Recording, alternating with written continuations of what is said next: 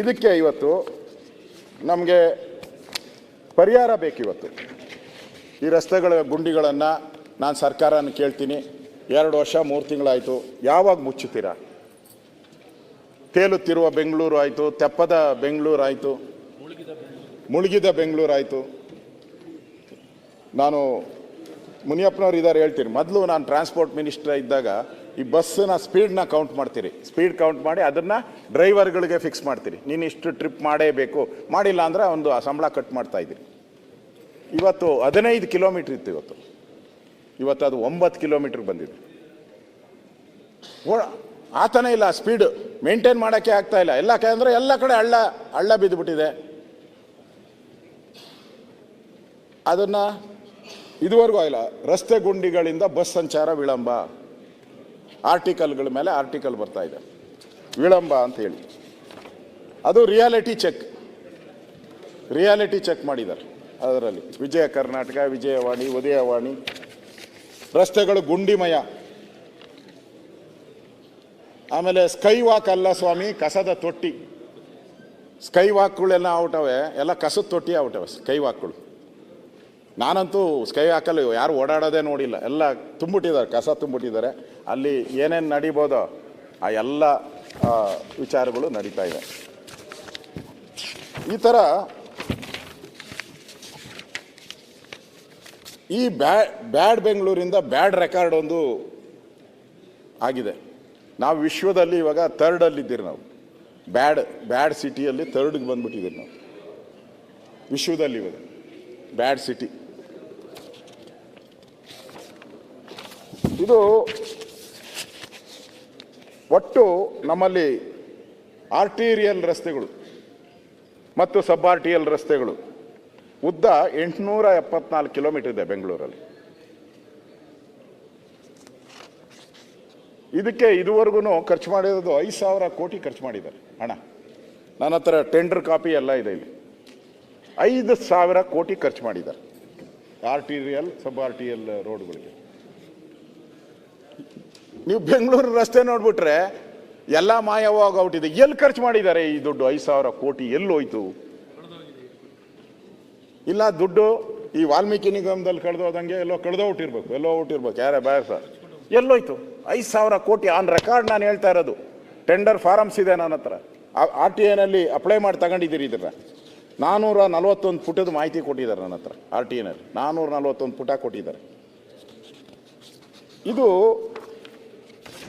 ಇವತ್ತು ಇಷ್ಟಾದ್ರೂ ಕೂಡ ರಸ್ತೆಗಳಿಗೆ ಇನ್ನೂ ಮನಸ್ಸು ಮಾಡಿಲ್ಲ ಸರ್ಕಾರ.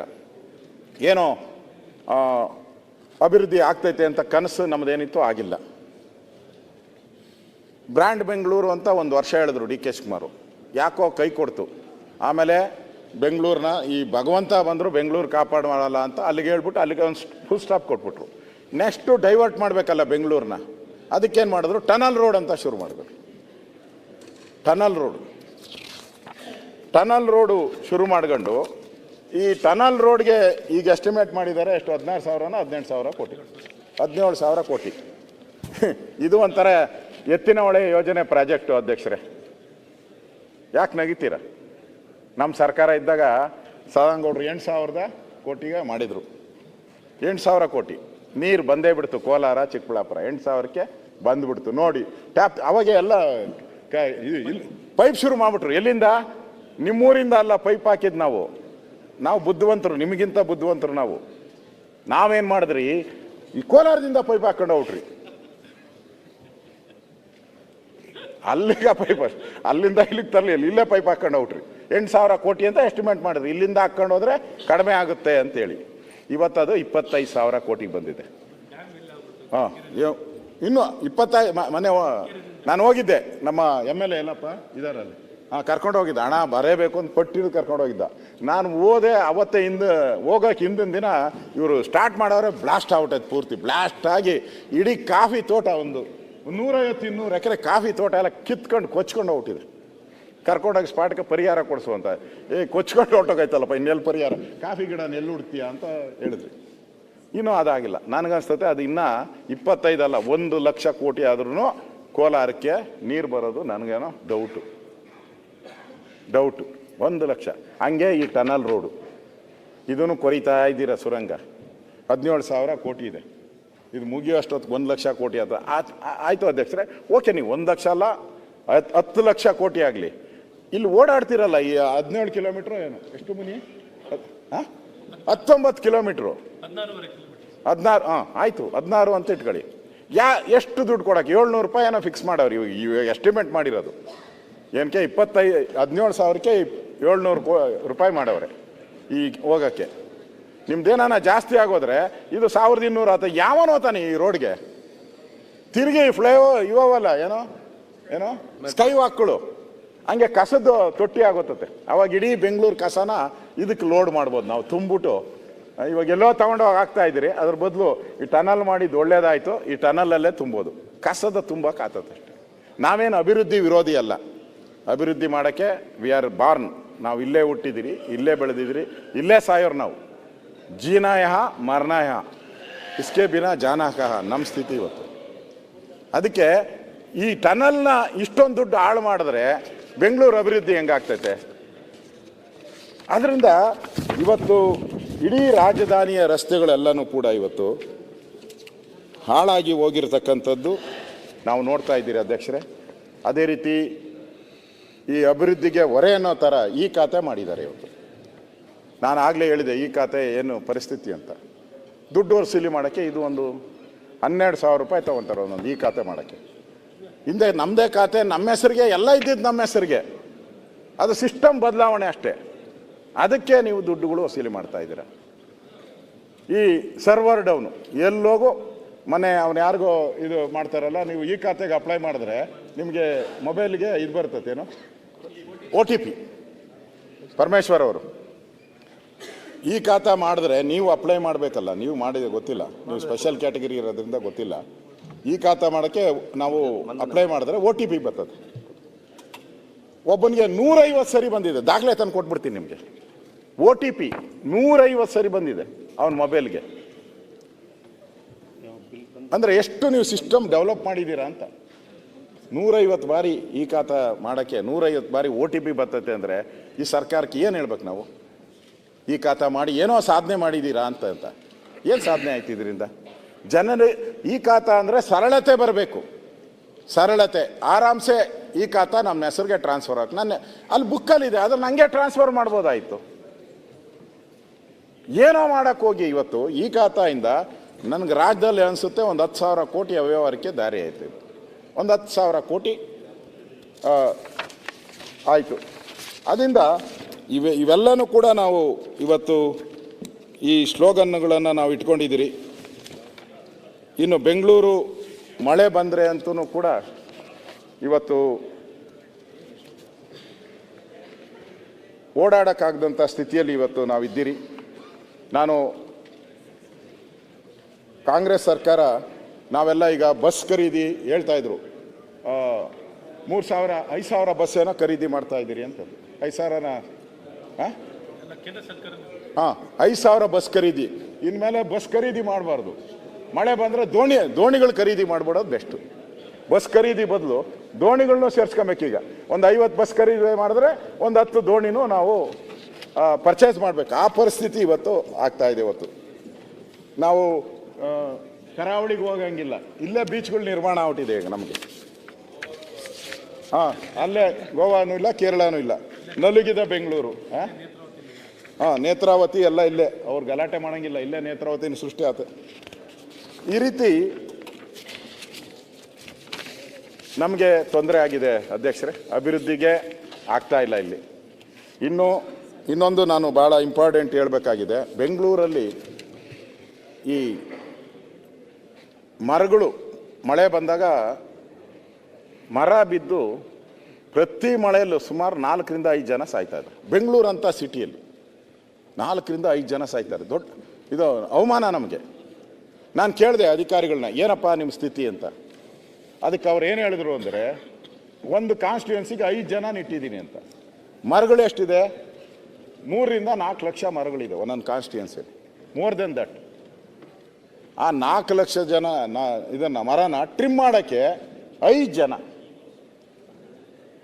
ಇವತ್ತು ಮರಗಳು ಬಿದ್ದು ಕಾರಲ್ಲಿ ಕೂತಿದ್ದವರು ಫ್ಯಾಮಿಲಿನೇ ಸತ್ತೋಗಿದ್ದಾರೆ.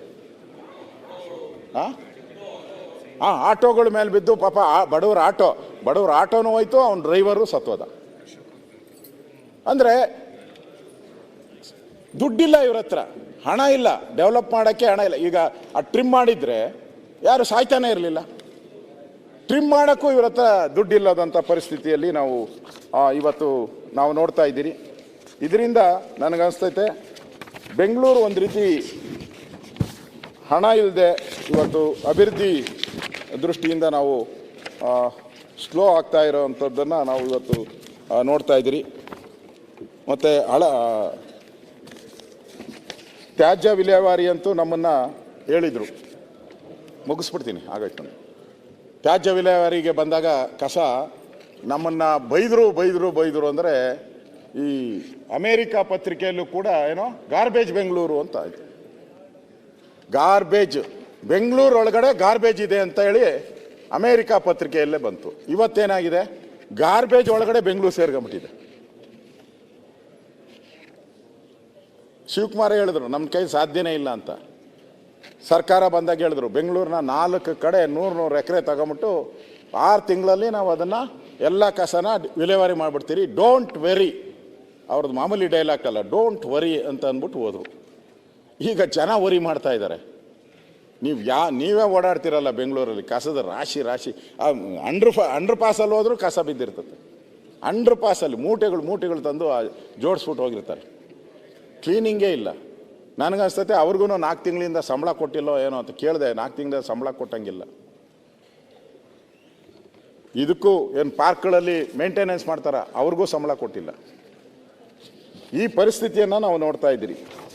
ಇದು ಅವ್ರು ಹಾಕಿದ್ದಾರೆ ಬಿಡಿ, ಅಲ್ಲಿ ಕಸ ಇಲ್ಲಿ ಕಸ ಎಲ್ಲೆಲ್ಲೂ ಕಸ. ಆ ಪತ್ರಿಕೆಯವ್ರು ಪಾಪ ಬರೀತಾರೆ, ಸುಳ್ಳು ಬರೀತಾರೆ. DK ಶಿವಕುಮಾರ್ ಸತ್ಯ ಹೇಳ್ತಾರೆ, ಪತ್ರಿಕೆಯವರೆಲ್ಲ ಸುಳ್ಳು ಬರೀತಾರೆ. ಅದಕ್ಕೆ ಈ ಥರ ಕಸ ಕೂಡ ಇವತ್ತು ಹೋಗಿರೋದನ್ನು ನಾವು ನೋಡ್ತಾ ಇದ್ದೀರಿ. ಇನ್ನು ಕೊನೆಯದಾಗಿ ನಾನು ಹೇಳೋವಂಥದ್ದು, ನೀವು ಅಭಿವೃದ್ಧಿ ಮಾಡಬೇಕಾಗಿತ್ತು. 2 ವರ್ಷ ನಿಮಗೆ ಸಮಯ ಅಂದರೆ, ಒಂದು ಹನಿಮೂನ್ ಪೀರಿಯಡ್ ಅಂದರೆ ನಿಮಗೊಂದು 6 ತಿಂಗಳು ಇರ್ತೈತಪ್ಪ. ಹನಿಮೂನ್ ಪೀರಿಯಡ್ ಆಯಿತು, ಮಕ್ಕಳು ಸ್ಕೂಲ್ಗೆ ಹೋಗ್ತಾವ್ರೆ. ಹನಿಮೂನ್ ಪೀರಿಯಡು ಆಯಿತು, ಸ್ಕೂಲ್ಗೆ ಹೋಗೋ ಮಕ್ಕಳು ಆಯಿತು. ಇನ್ನೂ ಅಭಿವೃದ್ಧಿ ಕಡೆ ಇವ್ರ ತಲೆ ಹಾಕೇ ಇಲ್ಲ. ಈಗ CM ಅವ್ರು ಹೇಳ್ತಾರೆ ನಾವು 50 ಕೋಟಿ ಕೊಡ್ತೀರಿ, 75 ಕೋಟಿ ಕೊಡ್ತೀರಿ ಅಂತ ಹೇಳ್ತಾವ್ರೆ. ಅದನ್ನೇ ರಾಜುಕಾಗೆ ಹೇಳಿದ್ದು, ನಾನು ತೆಂಗಿನಕಾಯಿ 25 ಕೋಟಿ ಅವ್ರಿಗೇನೋ ಕೊಟ್ಟಿದ್ದಂತೆ. ಅವಾಗ ಫಸ್ಟ್ ವರ್ಷದಲ್ಲಿ ಅವ್ರಿಗೆ 25 ಕೋಟಿ ಕೊಟ್ಟಿದ್ರಂತೆ. ಅವರು ಎಲ್ಲ ಕಡೆ ಇಲಾಖೆಯಲ್ಲಿ ಓಡಾಡಿ ಅಪ್ರೂವ್ ಮಾಡಿಸಿ ಕೆಲಸ ಶುರು ಮಾಡಪ್ಪ ಅಂದ್ರಂತೆ. ಇವಾಗ 2 ವರ್ಷ ಆಗೈತಂತೆ. ಅವಾಗ ತೆಂಗಿನಕಾಯಿ ಹೊಡೆದಿದ್ದು 2 ವರ್ಷದಿಂದ. ಆ ತೆಂಗಿನಕಾಯಿ ಹೊಡೆದಿದ್ದು ಇದುವರೆಗೂ ಕೆಲಸ ಶುರು ಮಾಡಿಲ್ಲ ರಾಜು ಕಾಗೆ ಅವರ ಏರಿಯಾದಲ್ಲಿ, ರೂಲಿಂಗ್ ಪಾರ್ಟಿ. ಅಂದರೆ ಅಭಿವೃದ್ಧಿಯಲ್ಲಿ ಇವತ್ತು ತಾರತಮ್ಯನು ಅದನ್ನು ಹೇಳಿದ್ದಾರೆ. BJP MLAಗಳಿಗೆ ಕೊಡಲ್ಲ ಅಂತ ಹೇಳಿದಾರೋ, ಇಲ್ಲ ತಾರತಮ್ಯ ಮಾಡ್ತೀರಂತ. ನಾನು ಡಿಮ್ಯಾಂಡ್ ಮಾಡ್ತೀನಿ, ಈ ಅಭಿವೃದ್ಧಿ ವಿಚಾರದಲ್ಲಿ ಹಿಂದೆ ನೀವು ಹಂಗೆ ಮಾಡಿದ್ರಿ ಬೇಡ. ಅದೆಲ್ಲ ತಗೊಳಕ್ಕೆ ಹೋದರೆ ನಾವು ಒಂದಷ್ಟು ತಾಮತ್ತೀರಿ. ನಮ್ಮ ಹತ್ರ ದಾಖಲೆ ಇದೆ, ನಾನು ಯಾರ್ಯಾರು ಕೊಟ್ಟಿದ್ದೀನಿ ಹೇಳಿದ್ದೀನಿ ಸದನದಲ್ಲಿ. ಆ ಸುರೇಶ್ ಮಿನಿಸ್ಟ್ರಿದ ನಾನೇ 100 ಕೋಟಿ ಕೊಟ್ಟಿದ್ದೀನಿ. ನಮ್ಮ ಶಿವಾಜಿನಗರ MLAಗೆ 90 ಕೋಟಿ ಕೊಟ್ಟಿದ್ದೀನಿ. ಅವರ ಏರಿಯಾದಲ್ಲಿ ಆಲ್ರೆಡಿ 280 ಕೋಟಿ ನಡೀತಾ ಇತ್ತು ವರ್ಕು. ಅದನ್ನು ಹಂಗೆ ಅಪ್ರೂವ್ ಮಾಡಿದ್ದೀರಿ, ಅದನ್ನು ಸ್ಟಾಪ್ ಮಾಡೋಕ್ಕೆ ಹೋಗಿಲ್ಲ ನಾವು. ರಿಜ್ವಾನ್ ಅರ್ಷದ್ದು ಕಂಟಿನ್ಯೂ ಮಾಡಿದ್ದೀನಿ ನಾನು.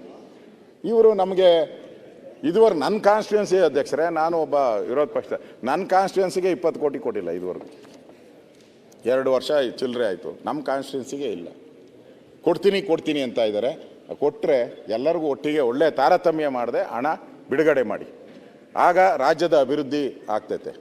ಒಂದು ರೀತಿ ನನಗನ್ಸ್ತತೆ ಈ ಸರ್ಕಾರ ಬಂದ ಮೇಲೆ ಅಭಿವೃದ್ಧಿಗೆ ನಡೀಲಿಲ್ಲ. ಕೊಟ್ಟು ಮಾತಂತೆ ಮೋಸ ಮಾಡಿದ್ದೀರಾ ರಾಜ್ಯದ ಜನತೆಗೆ. ಅಭಿವೃದ್ಧಿ ಮಾಡ್ತೀನಿ ಅಂತೇಳಿ ಮೋಸ ಮಾಡಿದ್ದೀರಾ, ವಂಚನೆ ಮಾಡಿದ್ದೀರಾ. ರಾಜ್ಯದ ಅಭಿವೃದ್ಧಿ ಕುಂಠಿತ ಆಗಿದೆ. ಇನ್ನಾದರೂ ಸರ್ಕಾರ ರಾಜ್ಯದ ಅಭಿವೃದ್ಧಿ ಕಡೆ ಗಮನ ಕೊಡಿ. ನಿಮ್ಮ ಗ್ಯಾರಂಟಿಗಳು ಏನಾನ ಮಾಡಲಿ, ಈ ರಸ್ತೆಗಳು, ಈ ಕುಡಿಯೋ ನೀರು ಇರ್ಬೋದು, ಆಸ್ಪತ್ರೆ ಇರ್ಬೋದು, ಈ ಎಲ್ಲ ವಿಚಾರದಲ್ಲೂ ಸರ್ಕಾರ ಇದು 2 ವರ್ಷ 3 ತಿಂಗಳಲ್ಲಿ ಜನಗೆ ದ್ರೋಹ ಬಗ್ದಿದೆ, ವಂಚನೆ ಮಾಡಿದ್ದಾರೆ.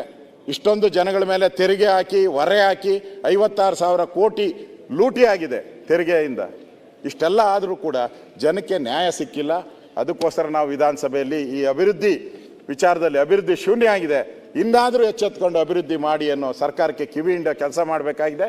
ಆದ್ದರಿಂದ ನಾನು ಸರ್ಕಾರಕ್ಕೆ ಆಗ್ರಹ ಮಾಡ್ತೀನಿ, ಇನ್ಮೇಲೆ ಅಭಿವೃದ್ಧಿಗೆ ಹಣವನ್ನು ಬಿಡುಗಡೆ ಮಾಡಿ, ಇಲ್ಲ ಅಂದರೆ ಜಾಗ ಖಾಲಿ ಮಾಡಿ ಅಂತ ಹೇಳಿ ನನ್ನ ಮಾತನ್ನು ಮುಗಿಸ್ತಾ ಇದ್ದೀನಿ. ನಾನು 86 kg ಇದ್ದವಳು 71 kg ಬಂದಿದ್ದೀನಿ. ವಯಸ್ಸಾದ್ಮೇಲೆ ಸ್ಮಾರ್ಟ್ ಆಗಿ ಕಾಣ್ತೀರಾ ಅಂದ್ರೆ ಜಿನ್ನಿ. 126 kg ವೇಟ್ ಇದ್ದು ನಾವು ಈಗ 114 kg ಲೆಕ್ಕ ಬಂದಿದ್ದೀವಿ. ಯಾವುದೇ ಸೈಡ್ ಎಫೆಕ್ಟ್ ಆಗಿಲ್ಲ ನಮಗೆ. 84ರಿಂದ 50 kg ಬಂದೆ, ಆಮೇಲೆ ಸಣ್ಣಗೆ ಫಿಟ್ ಆಗಿದ್ದೀನಿ. ಅದಕ್ಕೆ ನಾನು ಯೂಸ್ ಮಾಡ್ತಾ ಇರೋದು ಜೀನಿ ಸ್ಲಿಮ್.